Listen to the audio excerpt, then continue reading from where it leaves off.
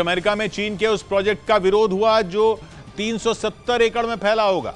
चीन ये project America के नॉर्थ डकोटा में शुरू करने का प्लान बना रहा है, जिसका विरोध किया अमेरिका की ड्रोन बनाने वाली एक कंपनी ने, जिसने अमेरिका की सरकार को आगाह किया और दो टूक बोल दिया कि अमेरिका चीन पर आंख मूंद कर भरोसा ना करे, फिर चाहे उसके आर्थिक फायदे की ही बात क्यों ना हो।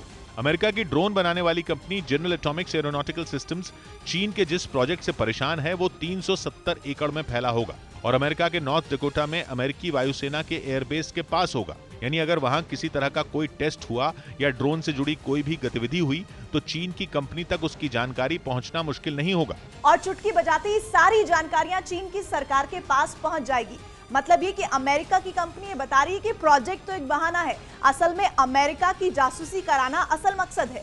वैसे चीन के जिस प्रोजेक्ट की बात हो रही है वो एक कॉर्न मिल प्रोजेक्ट है, यानी कृषि से जुड़ा मामला है, जिससे केवल चीन का ही नहीं अमेरिका का भी फायदा होगा। अमेरिकी ड्रोन कंपनी ने इस बात का भी जिक्र किया और यह माना कि इससे अमेरिका को आर्थिक नुकसान हो सकता है, लेकिन उसका यह भी मानना है कि आर्थिक नुकसान सुरक्षा से बड़ा नहीं होता। चीन अमेरिका के नॉर्थ डकोटा में जो मिल खोलना चाहता है उस पर कई महीनों से बहस चल रही है, क्योंकि अमेरिका चीन पर भरोसा ही नहीं कर पा रहा, क्योंकि सुरक्षा का मामला ऐसा है जिस पर चीन धोखे देता रहता है। दोनों देशों के बीच यूक्रेन युद्ध के बाद रिश्ते कुछ खास अच्छे नहीं हैं, या यूं कहें कि दोनों एक दूसरे को अपना दुश्मन मानते हैं।